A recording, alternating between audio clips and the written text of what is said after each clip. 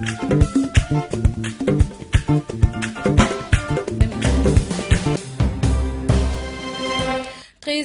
à Santhiaba et sur toute l'étendue du territoire. Bienvenue à cette édition.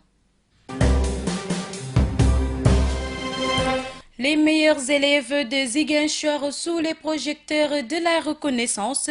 Ces derniers étaient les héros d'un rendez-vous de la communauté éducative initié par le groupe Sud Communication. Les vendeurs de moutons face à l'équation de la sécurité et de la salubrité.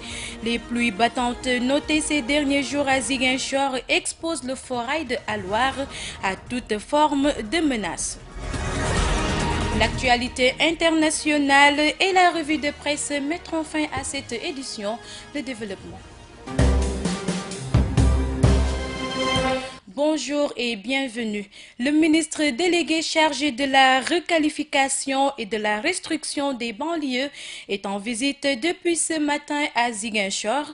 Plusieurs quartiers vulnérables ont été visités par Gorguindong, attendu sur le terrain des propositions pour juguler les inondations. Nous y reviendrons.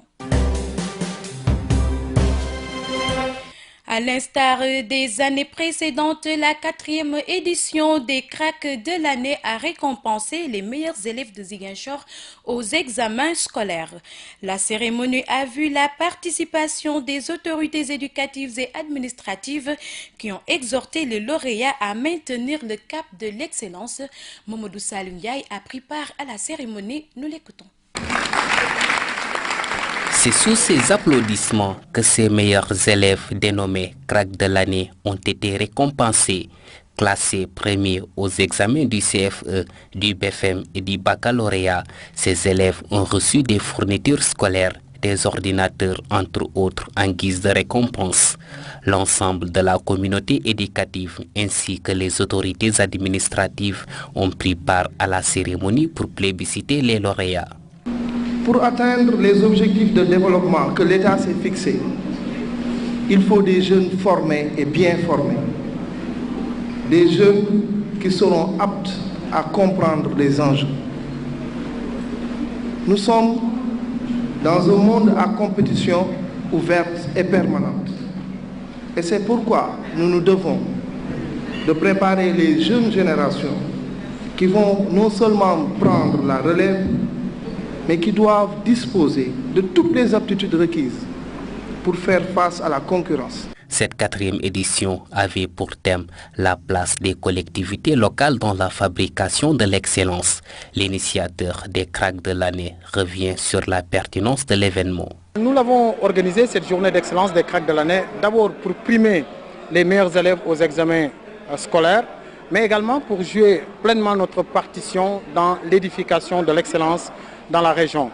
Vous le savez, Sud FM est implanté en Ziguinchor depuis 1996 et la mission qui nous est assignée par la direction générale, en l'occurrence le directeur général Bayoumar Dieye, il nous a dit, écoutez, vous êtes là pour informer, pour faire passer les nouvelles de la région dans d'autres localités. Mais ne vous tenez pas tout simplement à faire passer des informations, il faudrait quand même participer au développement de la région. Classée première au baccalauréat avec une moyenne de 14,37, Aïda Thiam exprime toute sa satisfaction. Je suis trop contente dans la mesure où ça nous arrange. C'est de recevoir une récompense venant de l'initiative Les Cracks de l'année au bac.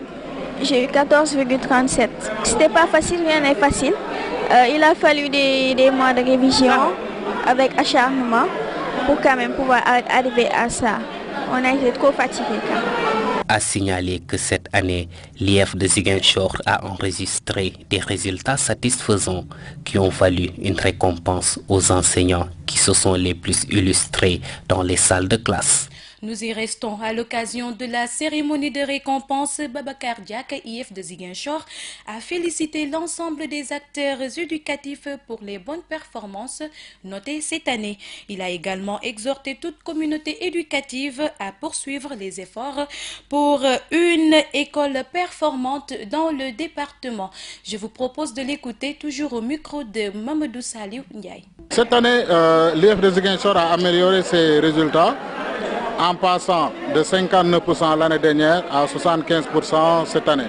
Donc c'est un bon résultat, mais nous visons toujours à aller plus loin. Maintenant, les moyens que nous avons mis en œuvre, c'est d'abord au niveau de l'encadrement des enseignants, mais surtout au niveau de l'organisation de beaucoup de cours de remédiation et d'essais qui ont permis aux enseignants à chaque moment d'évaluer les élèves et d'apporter les remédiations appropriées. Maintenant, il faut dire qu'il y a un engagement de tous les enseignants, directeurs comme maîtres, et nous savons tous les sacrifices qu'ils ont consentis pour qu'on puisse aboutir à ce bon résultat. Nous lançons un appel aux parents, mais aussi aux enseignants et aux collectivités locales pour qu'ensemble nous puissions unir nos forces, créer une synergie pour permettre aux enfants d'apprendre dans d'excellentes conditions. Je pense que si chacun joue sa partition, on pourra maintenir le cap et chaque année améliorer les résultats aux différents examens. Parlons de toute autre chose. GMS FM à Alouar, les vendeurs de moutons du foirail de Ziguinchor ne comptent plus sur les abris provisoires pour se protéger des eaux de pluie. L'insécurité et l'instabilité de ce lieu de commerce de moutons inquiètent ces derniers, obligés de lancer un appel envers les autorités locales pour plus d'engagement. Sissa Okoli s'est rendu sur les lieux, nous l'écoutons. Des abris en zinc, bâches et parfois même craintins servent de protection contre les eaux de pluie pour les vendeurs de petits ruminants du foirail de Ziguinchor. Il n'existe cependant que de nom si l'on en croit aux propos du président de ce foirail. Nous nous trouvons tout le temps sous les eaux. Nous avons acheté ces moutons trop chers pour les laisser seuls à cause de la pluie.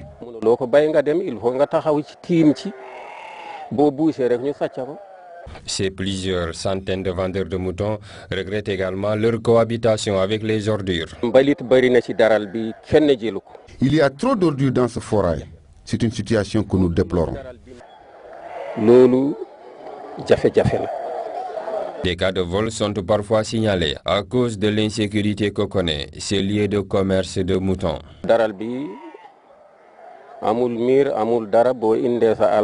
Il n'existe pas de mur de clôture là où nous nous trouvons. Hier seulement, on a annoncé des cas de vol.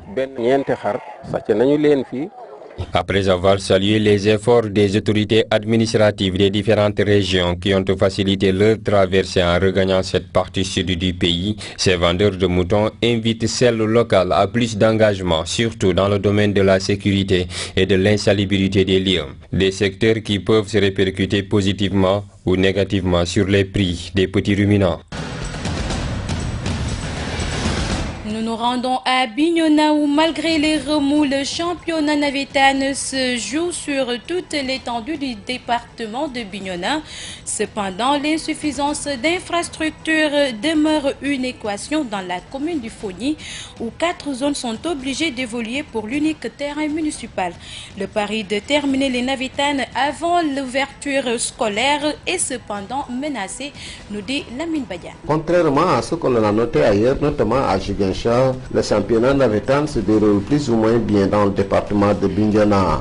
Ici, l'ancienne ODCAV a résisté tant bien que mal à la vague de division qui secoue le mouvement partout au Sénégal. D'ailleurs, malgré l'existence de la nouvelle structure, l'ODCAV est passé de 240 ASC en 2016 à 278 ASC affiliés la saison en cours. Mais c'est une situation non souhaitée par Abdou Karim Bodian, président de l'ODCAV de Bignona.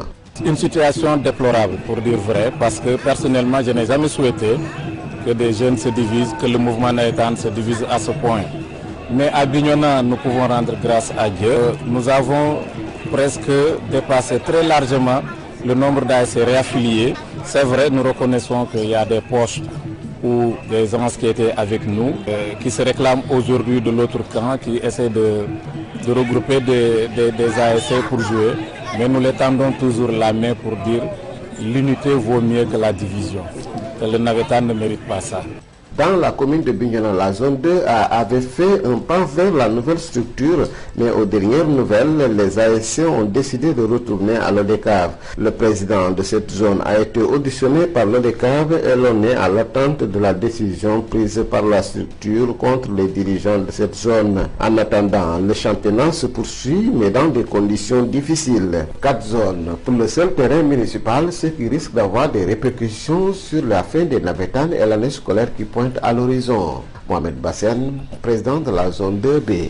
Nous ne voudrions pas empiéter sur le calendrier scolaire, on est obligé.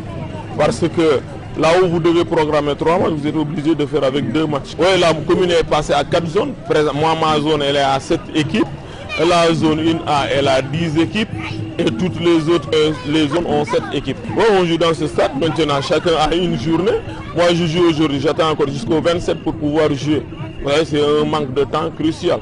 On a commencé très tôt, depuis le 13 août, pour pouvoir terminer très tôt, mais malheureusement on est encore bloqué par les infrastructures. Les jeunes comptent donc sur le stade départemental dont l'aire de jeu doit être réhabilité pour accélérer les choses. Des rencontres ont eu lieu avec le conseil départemental pour décanter la situation qui rend les navétanes monotones dans la capitale départementale. GMS Bignona, Lamine Bayal. L'actualité internationale présentée en bref et en images nous mène en Angola, au Maroc et en Chine. En Chine, le typhon Atou a tué au moins 12 personnes mercredi dans la région de Hong Kong, dans le sud du pays. À Macao, 8 personnes ont péri, mais de nombreuses victimes sont toujours portées disparues. Des pluies diluviennes se sont abattues sur la région, entraînant de fortes inondations dans l'ancienne colonie portugaise.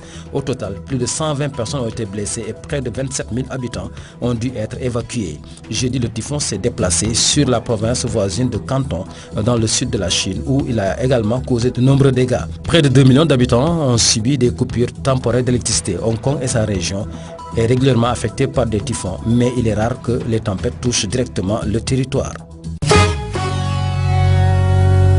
En Angola, la commission électorale a prolongé le vote dans 3 provinces sur les 18 que compte le pays.